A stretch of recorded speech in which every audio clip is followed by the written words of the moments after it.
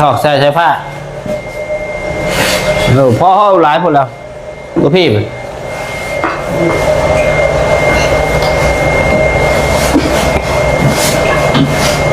เฮ้ยใหญ่มันขาดน้ำเด้อทั้งนอกฮะว่าอยากขอท้าแมวนี่เขาว่าอยากเอาไฟลงให้เพื่อนน้องสายฟ้าเพิ่นนี่นาเลยอยากทามาหมอแบงบอกเดินคือหมอตะข่ายบอกนี่เป็นหมอแบงโดยนั่นแหละว่าจะทำต้องอันนั้นเจ้าต้องไปทำมันในบ้านไปนะต้องทำในบ้านบอกเพราะบ้านนะวันเหี่ยวว่าจะคู่แต่ว่าเป็นของอันรัฐบอกคือของเอกชนมันกะเขาโอนให้รัฐโอนให้รัฐนะโอนให้รัฐละตะกี้เอกชนแต่ถ้ามันในบ้านเพิ่นก่อนเขาใจไปได้นะเขาจะมอบหรือบ่นะที่เคยชวนมาเข้าเนาะโดยเขาใจอย่างนะมอบหรือบ่เขาจะทำมันรายละเอียดในบ้านเพื่อนว่าอยากเปิดสมทบพี่น้องเนาะอยากเปิดสมทบเอาไพ่เขาเพื่อนน้องสายฟ้านี่แหละเนาะตั้งแต่มีผู้รักผู้ใหญ่มี FC เพิ่นเขามาเห็นคลิปแล้วเนาะเพิ่นอยากซอยเรือทางน้องๆเพิ่นพี่น้องเนาะพลเล็กละหน่อยพลพัน 2,000กันยินดีเด้อพี่น้องเด้อเนาะตอนนี้นี่เปิดสมทบเลยพี่น้องเนาะคือตอนนี้น้ำนองพัดไส้นี่ก็มีอยู่พี่น้องเนาะแล้วก็การใดๆพี่น้อง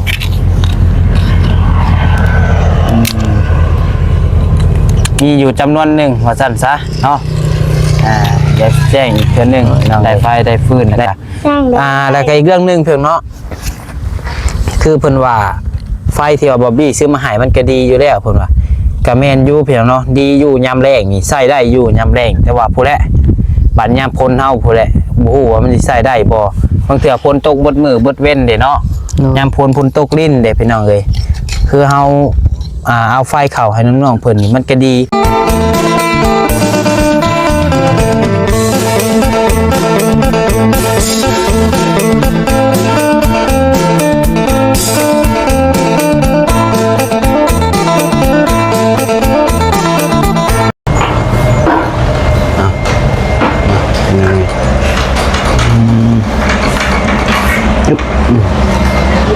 เลือดตู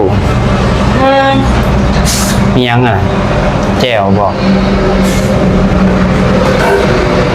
มึงพากันเมียนนี่ไว้เมียนตู้เมียนยังนี่ไว้อันใดพอถิ่มก็ถิ่มนี่อาหารแมวสิเบิดเลยเนาะ14 5 ซองโอเคเดี๋ยวเอามาให้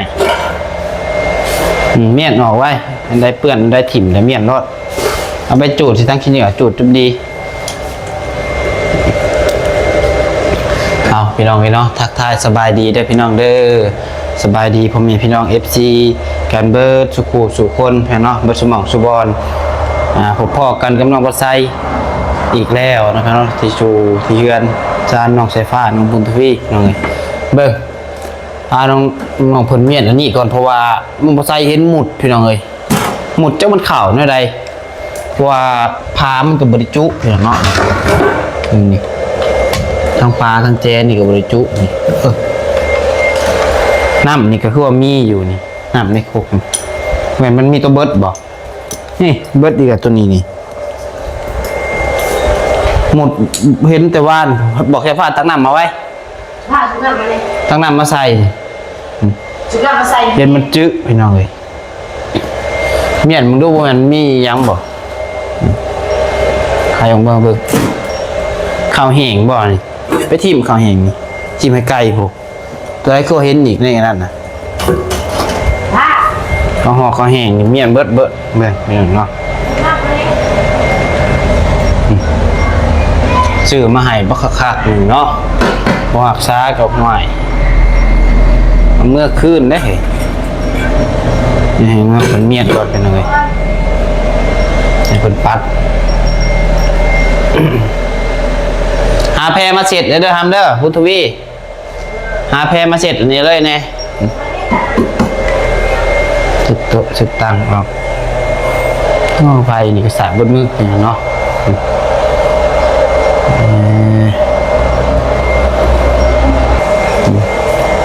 เสร็จลงมาโต๊ะมันเปื้อนนี่ เสร็จมาเสร็จนอก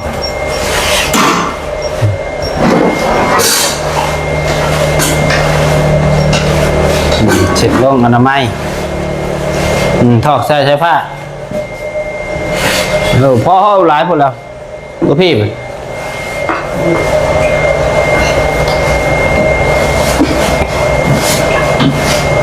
เฮ้ยใหญ่มันขาดน้ำเด้อทางนอกฮะทางนอกเลยมาแมวไปเบิ่งดูล่างในเด้อบนมาให้มาให้แมวเด้อไปใส่ปัดลงมาขี้พุ่น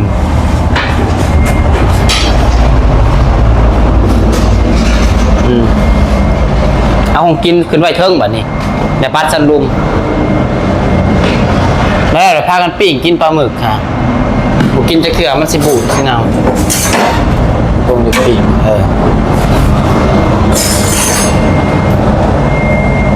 เนี่ยอนามัยFC ผลย่องหลายคนอยู่แล้วแบบบุญทวีกูจะคว่ำขึ้นพี่น้องเนาะคนกระหักคนกระแพงแบบโอ้ส่งให้ต้อยซื้อหายครับบ่โอ้พอดีเลยเนาะก็สังเกตใช่จะคืออะไรนี่น้องจะคืออะไรจักในเด้อใส่กันเด้อ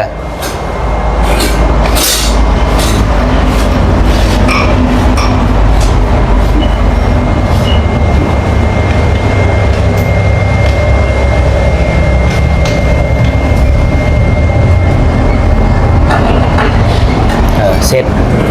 ถั่วบ่วงอันยังชำนี่บ่ถั่วบ่วงนั่งทำ4 ใบนี่ถั่วบ่เคยลาย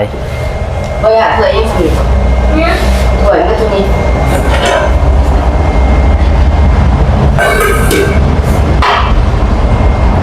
เก็บเกิดเงินจะดี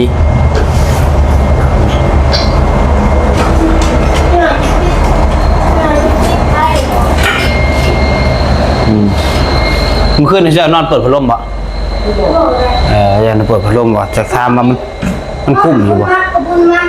มุดนอนโค้งซ้อมคืนเลยก็จะนั่งปากเดียวมุดมัดคือบ่เปิดพัดลมจ้ะพัดลมมีหัวบ่เปิดพักไพ่บ่หลับนอนนะจ๊ะบ่ได้ฮอดบ่คือไก่บ่เทิงซ้ำไปบ่เทิงดิให้บีซื้อมาให้อีกเลยซื้อตัวยาวรถซื้อพายเป็นซื้อตัวนี้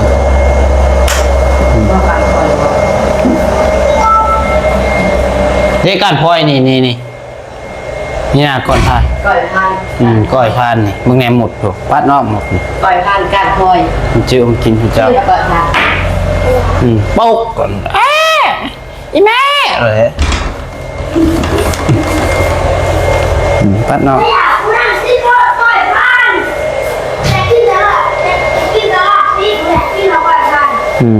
พอยกระซื้อมาให้คือเหียนไว้ใช่ปะปุ้นสันอยู่นอกผมไอ้สันนั่นมันกับเพื่อนคือเก้าเลย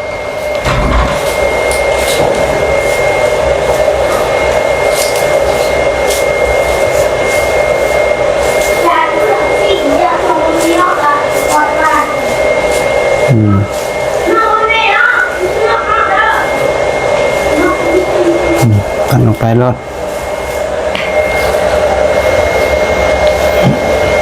ไพ่อยู่วัดบ่อยู่วัดเนี่ยพอบ่อยู่คือไพ่นี่ยังพอฮะยังพอเนี่ยพออยู่เป็นอยู่ขึ้นกูไม่ได้นั่งเจ้าฟูมหรอกแล้วกูขึ้นกูนอนFC เพิ่นถามหาเซลอยู่ไม่ได้นอนเมื่อคืนนี่มาบุญมีโตมาหลักลีนอนนี่แหละอยู่เส้นดินซ้ายผมฮีบไว้ในมุ้งฮีบไว้ในผ้าห่มกางออกไปตากหน่อยไปมันจะมีนับมาไปเอาออกไปตากไปยังพึ่งไว้ต้นคำจะเอาออกมาเดี๋ยวต้นคำจะเอาเข่ามามันยังมีนับ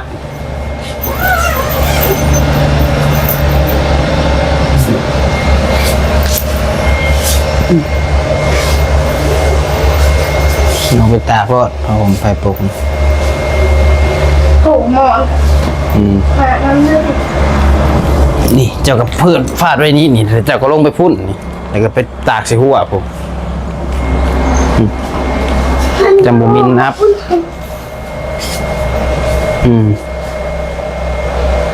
ไปลงไปตากทีดไว้หมุมมอนโอ้หมดเข่ามาทางไหนเซอร์นี่ผ่าตัวนี้ครับบริษัทบ่ผ่าพวกนี้มอนตัวนั้นบริษัทแล้วไปไว้ของกลางไว้ผ่ากับมอนนี่เนี่ยอีกก่อนให้เป็นระบบระเบียบก่อนเนาะต้องให้มันสะอาดขึ้นกว่านี้ใช่ปัดออกมาปัดออกมา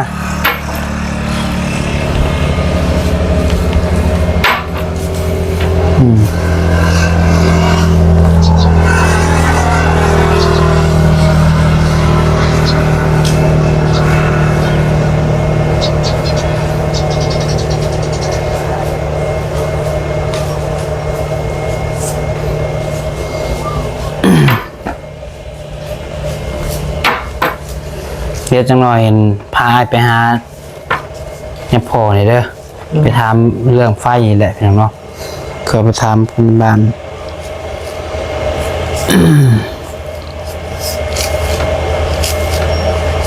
โอเค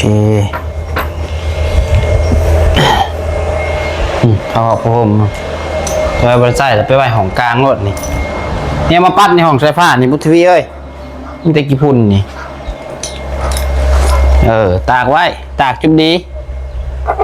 มันตกพื้นนะตากทางควงแล้วมันจะบ่ตกพื้นตากพอตากชนะมันจับสำเนาะขาดบ่แหละผ่า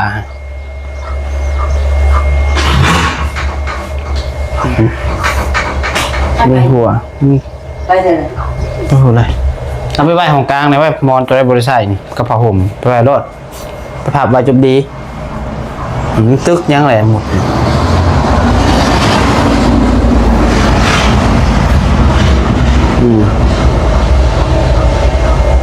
นี่ยไปพอยปัดเนาะ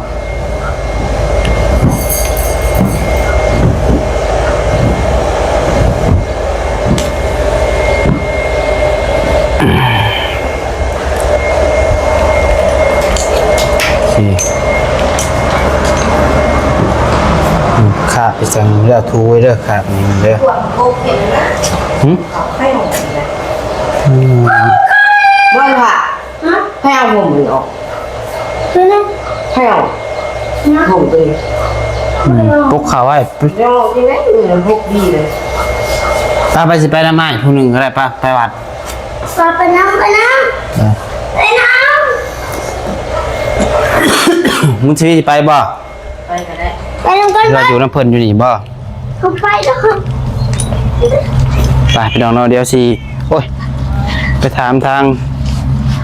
วัดเป็นก้อนพี่น้องเนาะคือว่าไทยคนเพิ่นใกล้เลยครับว่าวัดเป็นผู้ไปลองไปถามเบิ่งยับพ่อก่อนไป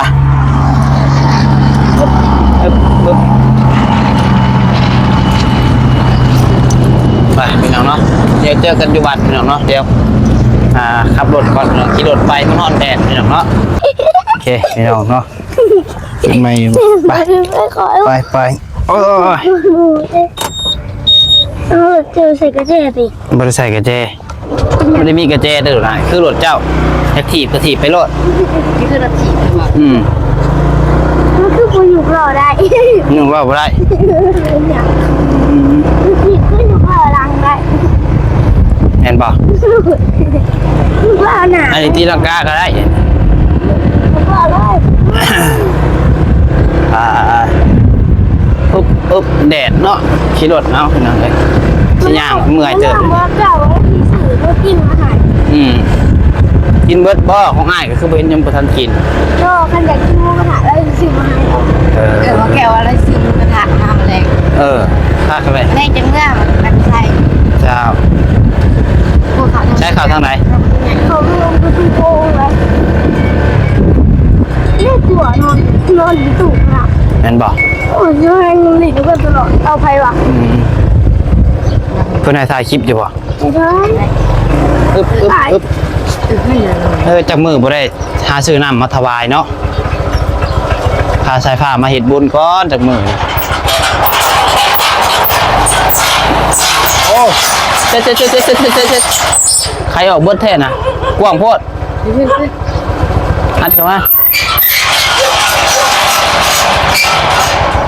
มาขึ้นมาใช่จะพอเพิ่นอยู่บ่อนใด หมอจะเผาได้ยก เอ้า จะเผามันหน้าว่าเฮ้ย จะพออยู่บ่ถามมึงดู จะทำ จะพออยู่บ่เอาบ่อยู่ซ้ำก้นเกือบจะมา ฮะ ไอ้ก้นเกือบจะมา อืม คิดว่าที่ไปละ ไปถามไปสบายบัดนี้ ทำในบ้าน ไปถามในบ้านเลยบ่ ท ให้ใส่นี่เพิ่นฮู้อยู่บ่รู้จักซั่นติเอาจุดก่อนคลิปใหม่เห็นจุดไปก่อนก็ได้ซะเอ้าพุ่นล็อกพุ่นข่าวได้อยู่บ่ ข่าวหน่อยเด้อพองอเพิ่นออกได้วัดสมทางนี้จ่อยตกทางนี้ดิ ำย่ำมันต้ม เบิ่งลองถามเพิ่นก่อนเราต้องไปถามในบ้านบ่เนาะ 2 1 เออ 4 3 บายดีเด้อเด้อโดยโอ้อันเฮาว่าอยากขอถามมันน่ะนะเอ้ยเฮาว่าอยากเอาไฟดงเฮือนหายสายฟ้าฮะอันหม้อแบงคือว่าตะนางครับ เป็นหม้อแบงลัดบ่พอฮู้อยู่บ่ เราท่ามคนอ่านเราไปเอาหมวกก็ดึง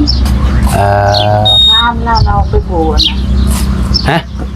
หาท่ามมึงเล่าว่าไปโบ โดยหาถามเพิ่นเนาะ เอาไพ่เหรอ โดยว่าสิเข้าไฟว่ะแต่อยากถามเบิ่งว่าเป็นหม้อแบงอันลัดบ่คือหม้อแบงเอกชนของเจ้าเองหั่นนะ เอาว่าเอาไปเอา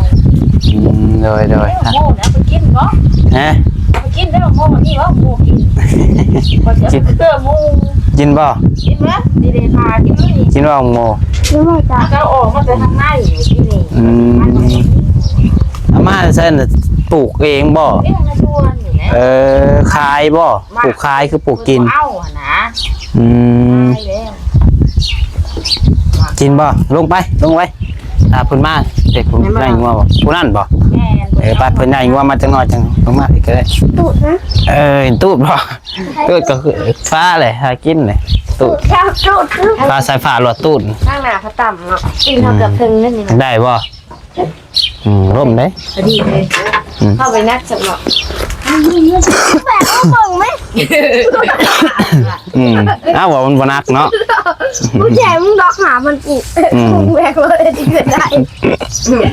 หวานเลยมึง ขนาดคือชาเช่นก็คือยี่เนาะเอาไปใส่ ใช่ผู้ให้สัมมา ชิคกันยัง ได้ถามผู้นี้ก็จักว่าฮู้บ่จัก โอ้แล้วมาแต่บ้านโอ้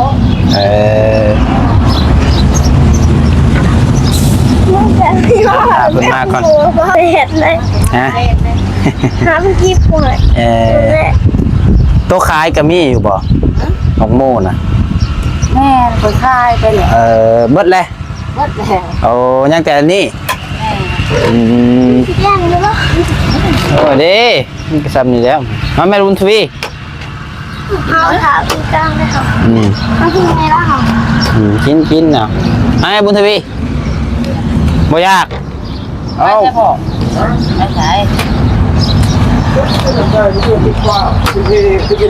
กิน ไหน นะเบิ่งชิมหน่อยเด้อ ถึงป้า ยังอันนี้ ทำหวาน โอ้ แต่ว่าบอกว่ากินแบบ ก็หวานอยู่แล้วนี่ หวานเนาะ หวานดู ว่าจะเห็น เบิ่งสิซื้อไปให้เพิ่นก่อน โอ้ยซื้อเพื่อน ฮะ เอามาเลยอันนี้ เอ้าตัวนี้สิไปหมูบ่ แม่ เอาหมูสายฟ้ากินแล้วนี่ ลักษณะแบบลักษณะเนาะแบบเก็บชาวบ้านโดนเนาะมันเป็นอย่างนี้นี่ โดน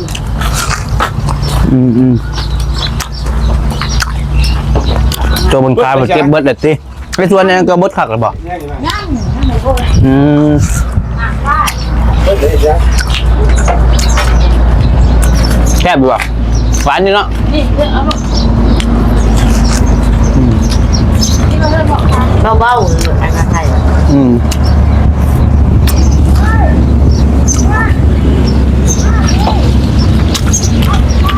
แซ่บบ่ละพะแซ่บบ่พะมันไปอยากตู้นักกินของเพิ่นอีกไงอ้าวขอเพิ่นเลยบ่ขอเพิ่นหน่อยแม่ อยู่แล้ว นักกินมะขามเพิ่นบ่ขอเพิ่นขามหวานบ่พอวานไปได้ครับก้าง แม่นบ่มึงเด้อซิมนี่เด้อ ข้างก้าม ไปสอบดูติ กินน้ำเบื่อแล้วมึงอ่ะ เลยกินแล้วบ่ระวังมันล่มเด้อเอาลงมาจับกล้องให้พี่มา ให้แล้วนี่วะ จับเลยเอาลงไว้ดิเดี๋ยวมันล่มมันจับกล้องไปถ้ามันล่มเดี๋ยวสภาพลงมา ลงหัวเลยแม่ โอ้ยง่ายละมาเลยเพื่อน โอ้โห สบายดีไอ้สบายดีอันว่าอยากขอถามมันน่ะนี่เฮาว่าอยากเอาไฟลงให้เพื่อนน้องสายฟ้าเพิ่นนี่นาแลอยากถามว่าหมอแบงบ่เดินคือหมอตะข่ายบ่ นี่จะโมเบล โดยนั่นแหละว่าอยากถามว่า ต้องอันนั้นเจ้าต้องไปทำมันในบ้านไปนะ ต้องทำในบ้านบ่ แม่นพ่อบ้านนะวันเหี่ยว บ่อยากคู่แต่ว่าเป็นของอันรัฐบ่คือของเอกชน มันกะเขาโอนให้หลัดโอนให้หลัดนะ คนให้รัฐละ ตะกี้เอกชนแต่ถ้ามันในบ้านเพิ่นก่อนเขาก็เข้าใจไปได้นะ โอ้ เขาจะมอบหรือบ่นะที่เคยชวนมาเข้าเนาะ โด เขา ย ยังเข้าใจนะ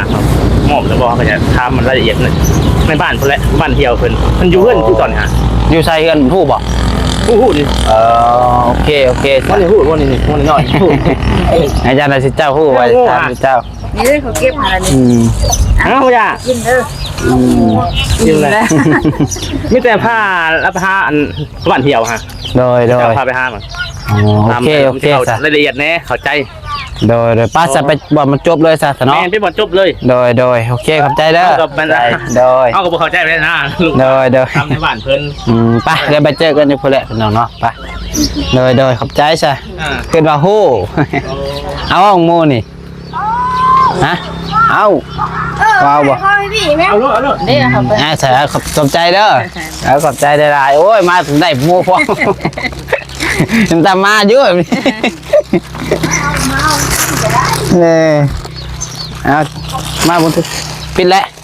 ไปก่อนไปพี่น้องไปเจอกันอยู่ผู้ซะไปเอาพี่น้องเลยตัดภาพมากะจูเฮือนอยู่ซานบ้านนี้เนาะหอดเทือนน้องสายฟ้าเพิ่นได้เอาไปก็ได้ มาเอานะ น้องก็ได้ซะ โอเคอย่าไปอีกด้วยสินางนะม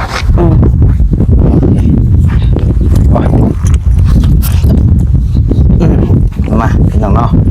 ผู้ยิงประธานน้องบัดไซกะได้เล่นไปถามเรื่อง โอ้ยได้เล่นไปถามเรื่องหมอแบงพี่น้องเนาะหมอแบงคือว่านั่นแหละกองตือบ่คือยังเปิ้นเว้ากินตะนาง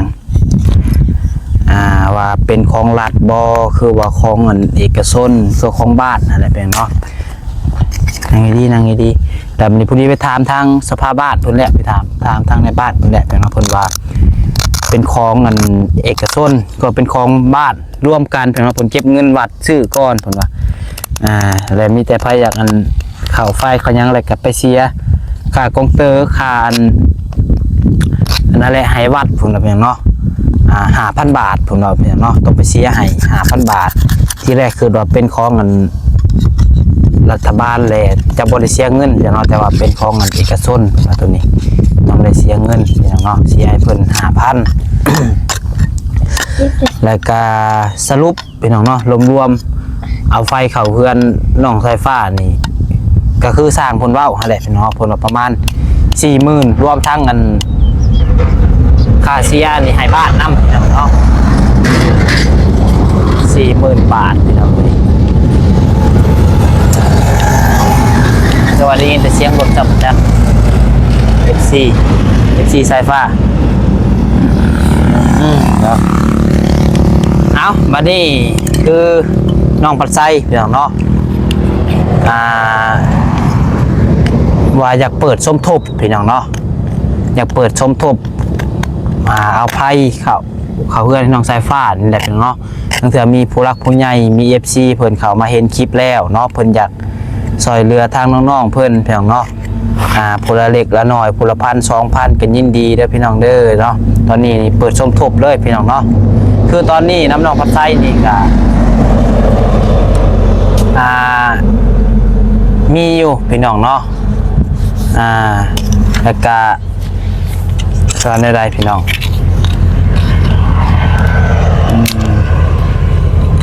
มีอยู่จำนวนหนึ่งว่าสั้นซะเนาะเดี๋ยวแจ้งอีกเทื่อนึงพี่น้องเลยและบางเทื่อมีผู้รักผู้ใหญ่เพิ่นเห็นเพิ่นอยากช่วยจากซอยกะยินดีเนาะสภาเนาะนี่รถไอเจ็บในไงแบบนี้ป่ะนี่แหละนี่หันตะพูมือวันนี่นะตัดอะไรอันนี้นะก็เริ่มเปิดสมทบประสานซาพี่น้องเลยเนาะจนกว่าสิพ่อพอแล้ว40,000 บาทพี่น้องเดียวจังได้กะหับบดทุกท่องทางพี่น้องเนาะว่าสิเป็นทางไรกระยาพี่น้องเนาะเราคุณใหญ่ที่เพิ่นจากส่วนจากซอยทางน้องๆเพิ่นพี่น้องเลยก็ยินดีบ่สักครู่สุกคนพี่น้องเนาะคือตอนนี้กับโอ้ว่าจากสิมือได้และพี่น้องจนกว่าเงินสิพ่อผู้แหละพี่น้องจากสิเอาเข้ามาให้ทางน้องเพิ่นแล้วก็อีกเรื่องนึงพี่น้องเนาะเพิ่นว่าถ้าหากว่าเฮามาทางวัดแล้วใส่เสาเล็กมานี่มันผ่านทางหน้าเฮือนเพิ่นว่าแล้วบัดนี้มันสิบ่ยากบ่เจ้าของเฮือนเพิ่นสิผ่านบ่คือเฮือนหลังนี้เป็นของไผบ่บุญทวีฮู้บ่ฮู้ตัวนั้นก็บ่ฮู้เนาะเพราะว่าตอนนี้นี่ที่ว่าเฮาจะผ่านเฮือนเพิ่นนี่คือหลังนี้เนาะจักเจ้าดินตอนนี้นี่บ่3เจ้าฮู้บ่4ผู้3-4เจ้าฮู้ข้างหน้านี่ก็เป็นหน้าคนอื่นนี่ก็เป็นคนอื่นคือว่าผ่านลายหลังคาอยู่เด้เนาะ4บอนตัวหน้าเฮือนบ้านนางก็บ่แม่นลาบนเฮาไปสัตว์ทุนทรัพย์มีแต่ว่าถ้าได้งบมาพ่อพี่น้องเนาะทางเงินพ่อแล้วน้องปัดไซจังสีเริ่มดำเนินการและจังสีให้อันทางลุงบ่ลุงกับทางบ่เฒ่าน้องสายฟ้านี่ให้เพิ่นเคลียร์พี่น้องเนาะให้เพิ่นจัดเว้ากันเองเรื่องน่ะน้องปัดไซก็มีแค่หน้าที่แต่ว่าซอยเรือแบบนี้พี่น้องเนาะว่ามีเงินมีคำได้เงินได้คำครบแล้วก็จังสีให้ทางลุงทางยังเพิ่นมาเว้ากันเองว่าเพิ่นสิร่วมกันอะไรก็แล้วแต่เพิ่นเนาะขอผ่านขอยังดินเพิ่นนี่แหละเพิ่นเนาะบอนที่เฮาสิดึงไฟมานี่แหละพี่น้องเนาะว่าเพิ่นใช้ผ่านหน้าบ้านเพิ่นอยู่บ่ว่าในรายการเรียนจังว่าการพี่น้องคอร์สแต่ว่านั่นก่อนพี่น้องเนาะมีเงินมีคำครบก่อนพี่น้องเอ้ยเดี๋ยวก็เบิ่งไปเรื่อยๆพี่น้องเนาะจักสิได้เท่าใดเพิ่นเนาะเพราะว่าตอนนี้ก็มีผู้รักผู้ใหญ่ทั้งน้องผู้ชายเพิ่นก็ให้ถามมาแล้วพี่น้องเนาะเพิ่นก็สิซอยอยู่พี่น้องก็ยังบ่ฮู้ว่าเพิ่นสิซอยเท่าใดพี่น้องเนาะเดี๋ยวถ้าเพิ่นฝากเงินฝากคำมาเดี๋ยวน้องผู้ชายก็จะสิมาแจ้งบอกทางน้องๆเพิ่นแล้วก็บอกทางพ่อแม่พี่น้อง FC เนาะพี่น้องเนาะว่าเท่าใดพี่น้องเอ้ยเอามีแต่ว่าประมาณนี้ก่อนเด้อผู้ใดมาถามก็บอกเพิ่นคือให้เว้าหาแล้วเด้อว่าบ่แม่นว่าอ้ายปัดไซสิเอาไผเข้าเฮือนให้เฮาแล้วบ่แม่นยังบ่ได้มีเงินตอนนี้เด้อตัวนี้ตอนน่ะบ่ใส่ผ้าได้บ่ว่าซั่นเพิ่นว่าเพิ่นเข้าใจว่าอ้ายสิเอาไผเข้าเฮือนให้มื้อนี้บ่ยังบ่แม่นนั่น